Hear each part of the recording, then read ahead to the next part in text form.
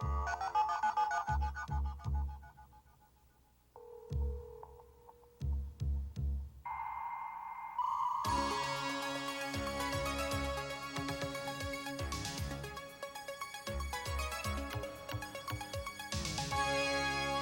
week on the Computer Chronicles, sports simulation software. We'll show you how to improve your skiing without getting cold. Tony LaRussa is back with a great baseball simulation game. Like fishing, you can cast for bass with the CD-ROM. And for realistic gameplay, you can't beat this new basketball game called NBA Full Court Press. Plus a look at how trainers are using computers to work with Olympic athletes and the secret behind good sports sim programming. All this and Giles Online, this week's news, my pick of the week, all coming up next on the Computer Chronicles. Computer Chronicles is made possible in part by SoftSource Incorporated, publishers of Pro One software, educational software for young adults. And by Upside, the business magazine for the technology elite.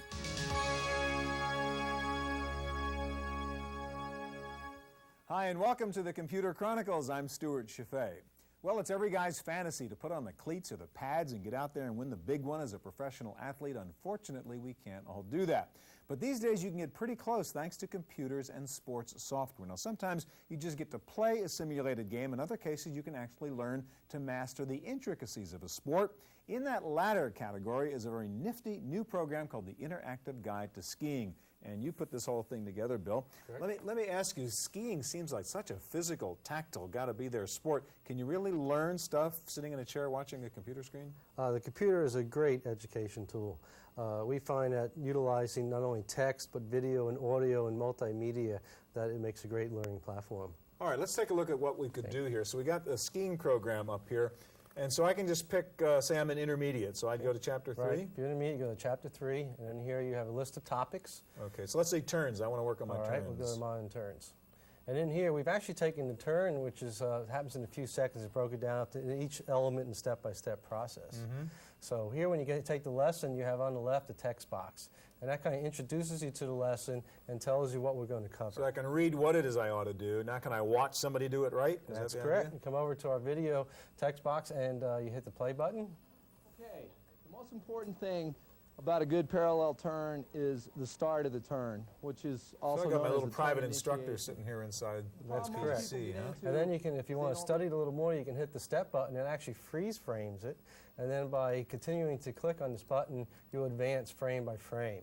So that gives you a chance to actually study the video. You can hit rewind, you can play it over and over. And really see what each part of the body is supposed to be doing. Correct. Now, one thing I found very helpful in this is you have actually little kind of robot animations that really focus on what the body's supposed to be doing at each moment. Can we take a look at one of those? Sure. We can use our nonlinear index to scroll through our lessons. We actually have 95 actual screens with 51 video lessons. And we're going to go down to one of our fundamental lessons called rotary movements. And in this section, we can watch our robot show you rotary. Rotary movements refer to the movements necessary to initiate and redirect your skis through a turn. That's really cool because you can see the Both knees, legs the rotate ankles, the together wrists, to exactly what you're That's doing. correct. See Right those- here, Your skis you can see the hip movement, the knee movement, the angulation. The edges of the skis going in there. Right, and we brought in our arrows to help show you where the actual movement is. Okay, in addition to the skiing program, you have one for snowboarding. Now, that's the hot new thing everybody wants to do up on the mountainside there. So let's take a look at the snowboarding program and see what I can learn, because that's all new to me. Okay, right here again, we have the program broken down into chapters. So let's say you're an expert rider. Let's go to Okay, expert. just for the We fun can of it. select this chapter. And once here, you'll have a selection of each lesson that you want to take. Right here. So we can either select a lesson or we can just go ahead Oh, and let's hit the just play take a button. look at what this is like. Okay. And each lesson has a little intro for And action. it gets me in the mood to take the risks here of doing snowboarding. That's correct. Oh, this is cool stuff. Now that you're an expert rider, we're going to talk about primary skills and how that affects the expert riding. All right, The so you're overall focusing on the skill expert stands here. Suppose I'm a total beginner. I just want to get a little preparation before I go out there the first time. Okay. Well, we actually have a section in here which is called the Never Ever's Guide. And right here in this section, we cover the very beginning lessons. This is really baby stuff, so I don't want to embarrass myself when I Well, go it's out going there. to teach you how to put that board on, and it's going So to like teach you... standing up, all the basics there, how to get That's on the correct. chairlift and all that stuff. Right there. So I actually have videos there too, huh? Okay, so snow skiing, snowboarding, we can figure it out right here. That's Just take a laptop up to the slopes with me. There you go. Thanks a lot. All right, well, a program like this may help you figure out how to ski or snowboard for fun. Some folks are actually using computers to train Olympic athletes. One amazing example is the Bobsled Simulator we found at the University of California at Davis. It's a sport for those who like speed. At the Olympic Park in Alberta, Canada, bullet-shaped sleds hurtle through a tunnel of ice at 80 miles per hour, and it's over in a flash. Most runs take about a minute to complete, so it isn't surprising that winners are decided by hundredths of seconds. Olympic bobsled drivers can now turn to a simulator to help shave those tiny fractions of time from their runs. The University of California at Davis has a bobsled simulator that provides picture, sound, and movement inside a bright blue capsule that doesn't need ice or gravity. One of the advantages of a simulator over the actual event is that you know everything that happened. You know how the driver steered, where the sled went in response to that steering, and those are essentially the items we are able to give quantitative feedback to the driver about. We can tell him what his velocity was at all points on the track, how it compares, for example, to the best velocity that's been achieved by any driver on this track. To maintain realistic visuals, the program redraws each image 30 times a second. Once a driver completes a run, he can examine graphs to compare his run with other drivers. The bobsled simulator does not account for many uncontrollable factors such as weather and variations in push strength, but it seems to have proven itself already with a novice driver. He had sort of stalled out in reducing his time, and he looked, and I helped him to look at his steering and the graph of his velocity difference, and we decided that he should steer a little bit earlier and more in turn 12. He tried it, and the very next 1 minute later, he'd broken his time by 0.15 of a second, which is a very large amount in terms of a gradual decrease. For the Computer Chronicles, I'm Giles Bateman.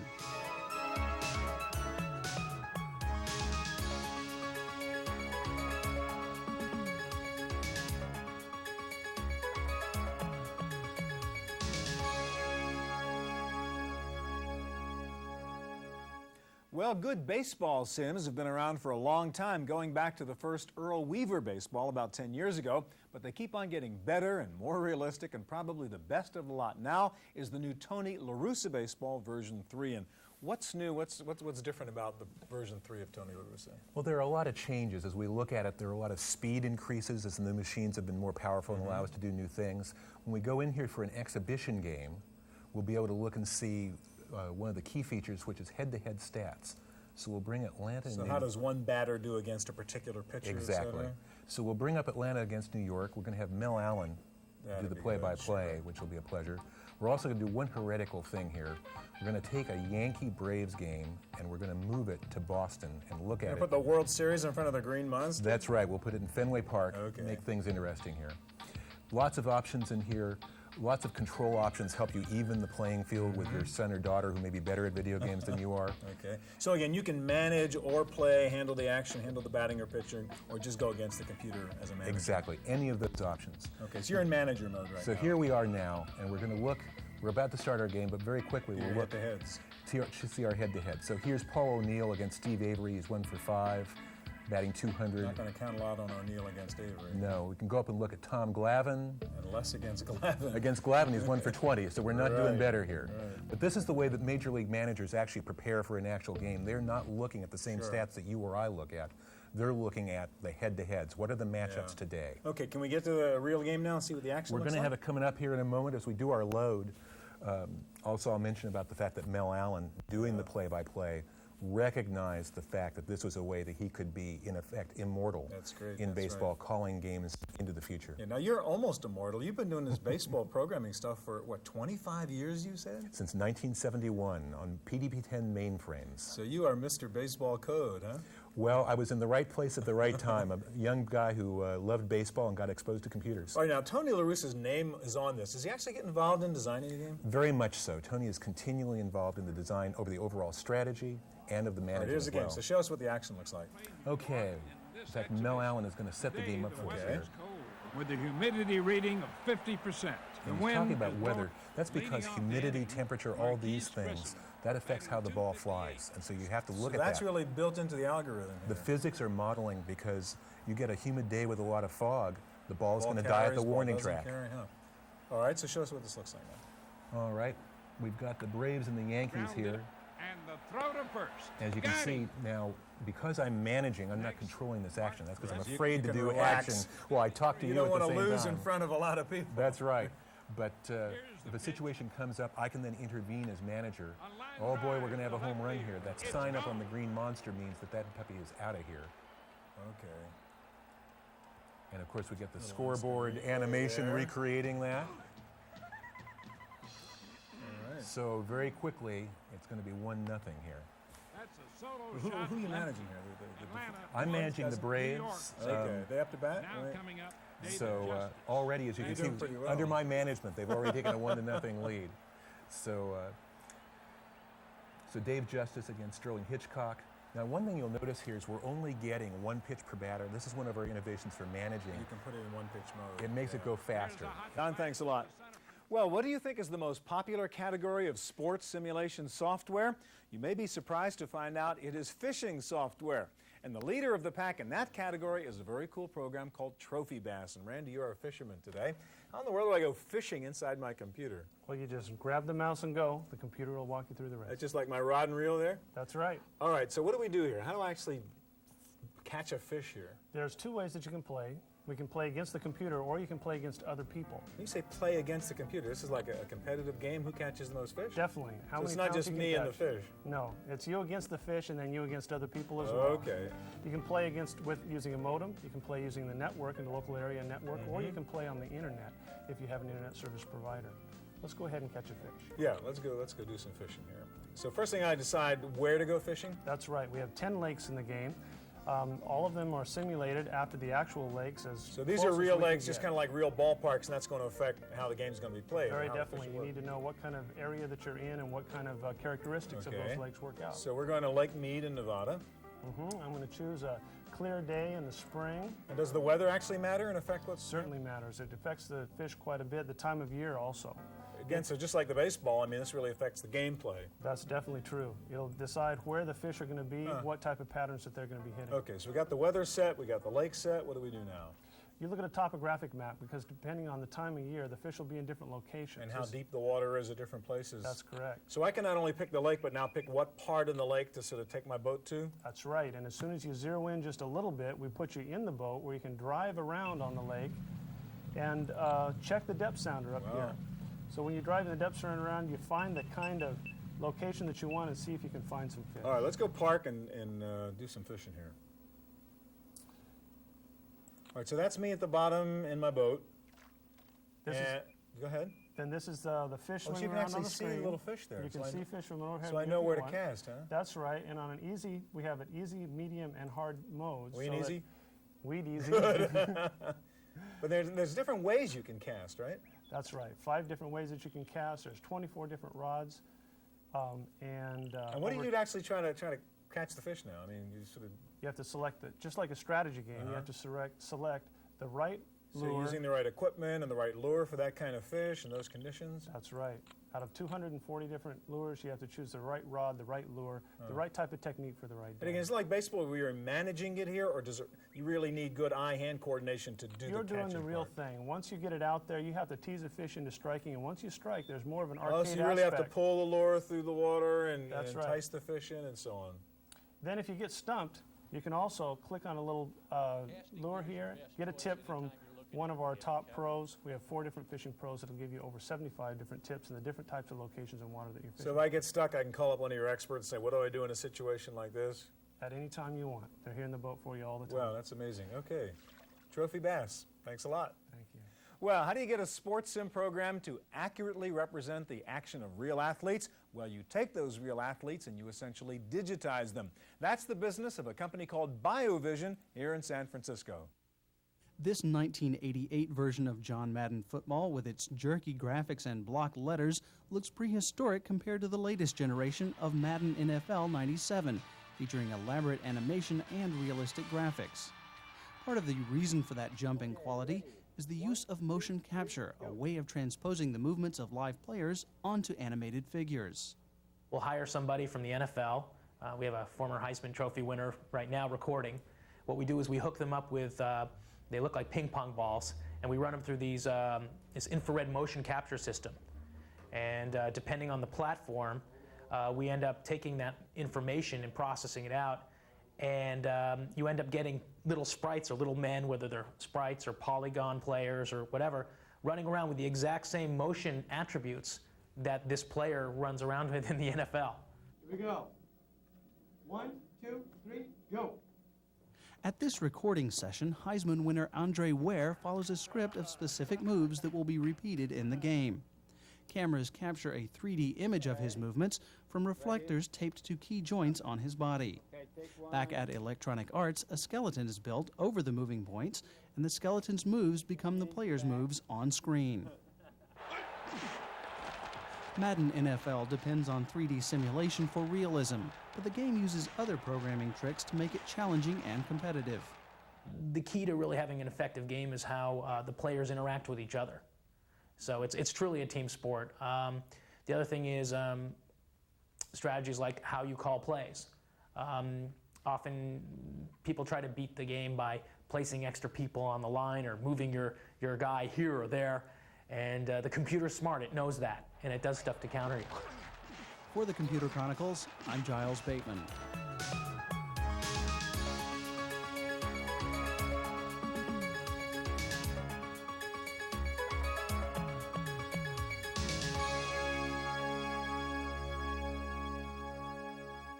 For a while, the best sports simulations were found on dedicated video game consoles, but now some of the smoothest action, the best gameplay, can be found on the PC platform. And one of the best current examples is the new NBA Full Court Press from Microsoft. And I really love this game, Rob. The animation, the movement is so smooth. The sounds are great. You can hear the squealing of the sneakers on the wooden floor. Show us how you set up to play a game here. Okay, right now we're in the team selection screen where you can scroll through and see the logos of all the NBA teams we've got in here. We've got all the home courts of each of the teams as well. So depending on who you choose as your home team, that's the court you'll play on. So you pick the teams, pick the courts. Can you pick the players to go on these teams? Yes, absolutely. You can change and make trades and so forth. We're going to play an all-star game between the Eastern and Western Conference All-Stars. And you can see this is our coaching screen. And if we want to put in Hakeem Olajuwon for David Robinson, I can just drag him over and double-click on him to see his stats. There's also a playbook with over 100 different NBA plays. And are these real plays from real teams? These are real plays. We work with an NBA scout to tell us what the real plays are they're using in the NBA, like the 3-down shake and the 5-up and the transition. So this is an action game in which you really control the players, but you can actually coach by calling plays for your team. Yes, it's got that kind of depth if you want it. And you can call them out on the fly by just hitting a key on your keyboard. And these particular players, they're playing based on their stats. They have a particular set of skills which are unique to who they really are, right, in the NBA. Based on real stats and ratings based on their ability to hit a shot from 20 feet out, or their dunking ability, or their speed or quickness. All right, quickly have a rules screen here too. We can set up kind of, how strict you're going to be with the reference on and control that stuff, right? Absolutely, and you can, turn on different options, what type of officiating you'd like, whether you'd like an easy game or a tough game. And that's in there for different types of gamers. The action is so smooth here. Did you use the motion capture technology we looked at before? Yes, we did. We motion captured a real basketball player doing over 250 moves, and you can really see it in all the dunks and the dribbling and the steals. All right, so here we go. Tell us what you're doing and how you control the players. Like what player are you? Well, I'm the team in the white here, and you'll see that I've got a purple circle around the player that I will be controlling. You can choose to play any one position, or you can choose to always have the ball. Okay. Now you'll see that I'm controlling the team in the white. And it looks like I don't have the ball. You're on defense here. Oh, we got it now. All right, now explain how you do this. I mean, how do you decide when to shoot and pass and fake and stuff like that? Well, you want to take shots when you're open, and you want to drive in there. There's a turbo button that'll give you a little burst of speed. And I'm trying to get in there. Hey, score. Get in there for a dunk. The announcer you hear is Kevin Calabro. He's the radio voice of the Seattle Supersonics. All right, what can you do on defense? Can you block a shot and can you get a rebound? You can switch which player you're controlling and go closer to the ball. Get in there for the shot as well. Hey, you're doing well here. 4-zip, huh? Well, I've got it set on easy mode. So I can go in here and try and steal. See, that action is so smooth. We're playing at a resolution of 800 by 600, which gives you really sharp action. And another thing you'll see is the coaching bar that shows you who's got the ball and their stats for in the game. All right, now, you can play this by yourself against the computer, you can play against another player, and you can play it on a modem or on a network, right? That's correct. We can play up to 4 players on this game. Okay, it's very cool. NBA Full Court Press. Rob, thank you. Well, it's no secret that there are a ton of websites and online sources for getting late sports information, even stat updates for your sports software. Here's Giles to tell you about a couple of websites that'll keep you on top of your favorite game. Thanks, sir. Now, whether you've got an online service like America Online or just have a direct internet connection, if you're looking for sports information, you're all set. Now, let's start with America Online here. As you might suspect, you can click on the Sports Channel button here to bring up AOL's sports section, where they have all sorts of information about pro football, pro basketball, baseball, etc. You can find stats here, but I think more interesting online, if you're interested in fantasy leagues, is their cyber sports simulation leagues.